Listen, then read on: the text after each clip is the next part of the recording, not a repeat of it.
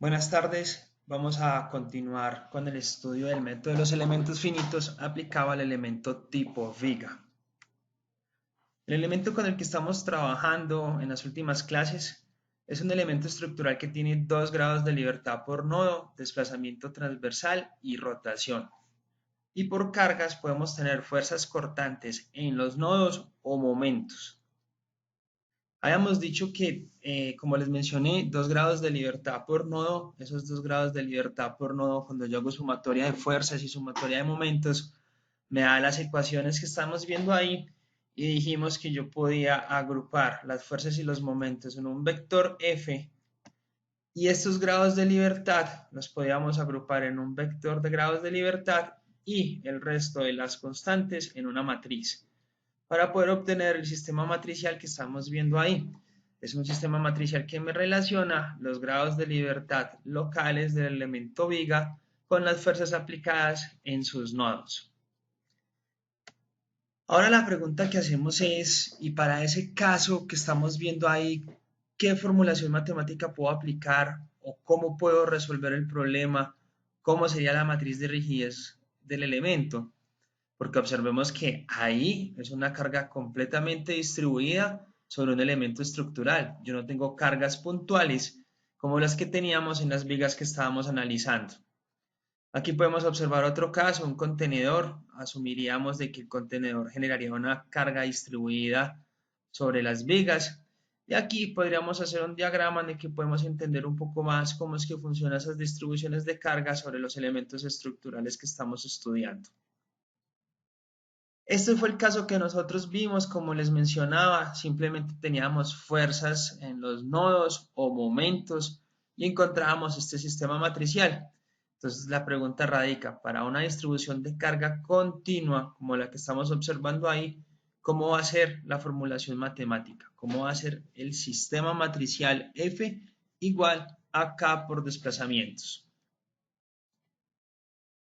Antes de que continuemos, es bastante importante que nos acordemos de esta tabla. Es una tabla que factiblemente ustedes vieron en mecánica de materiales, en donde dependiendo de la distribución de carga que yo tenga sobre el elemento estructural, puedo encontrar su equivalente en fuerzas concentradas en los nodos. Observemos para la línea 4, que es una viga doblemente empotrada con una carga distribuida. Me dice que va a tener una fuerza en el nodo 1 de menos WL sobre 2, un momento en el nodo 1 de menos WL cuadrado sobre 12, y al lado derecho tenemos las mismas magnitudes, se conserva la dirección de la fuerza, pero la dirección del momento cambia, considerando con la convención de signos positivos que estamos viendo en el recuadro superior derecho de la imagen. Ese es el elemento estructural que nosotros estamos analizando. Acordémonos de que en mecánica de materiales esto es un elemento que no está, esa restricción no permite determinar las reacciones de la forma directa, pero sabemos por teoría estructural que las reacciones de ese elemento se presentan como las que estamos observando ahí. Son dos reacciones en el nodo, fuerzas transversales y unos momentos. Como les mencionaba, este tipo de empotramiento bloquea los 6 grados de libertad, las 3 desplazamientos y las 3 rotaciones en cada nodo. Conocemos este tipo de condiciones de contorno, o más bien, para estas condiciones de contorno, las reacciones que se generan, que son las que estamos viendo en el gráfico de abajo, las llamamos reacciones de extremo fijo.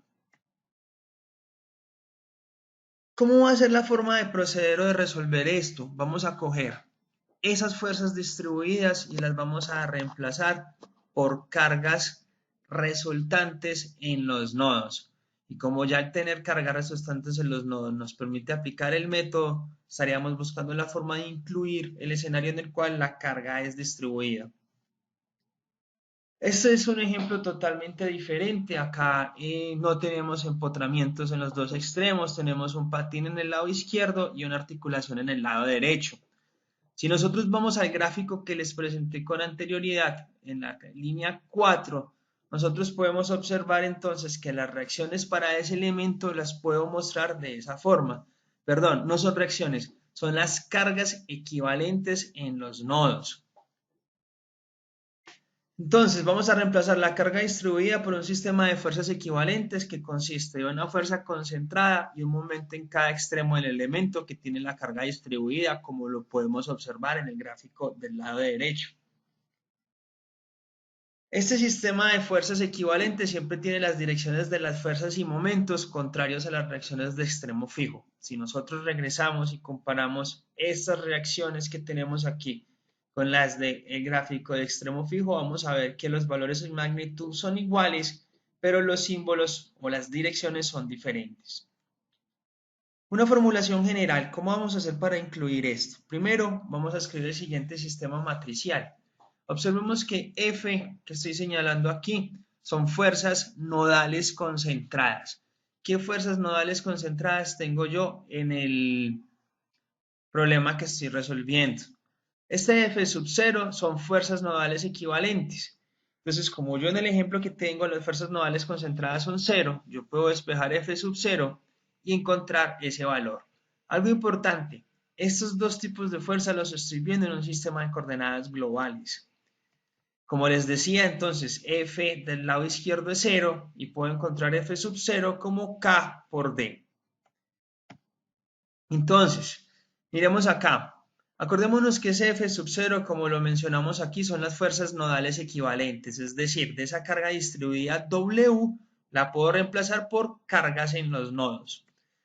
Ese W, yo ya sé que de ahí yo puedo sacar las cargas en los nodos y las cargas en los nodos van a ser dos fuerzas transversales y dos momentos. Entonces yo podría escribir mi F sub 0 de esa forma. Si conozco F sub 0, entonces puedo regresar y conocer los desplazamientos y puedo continuar con la inclusión y solución del problema.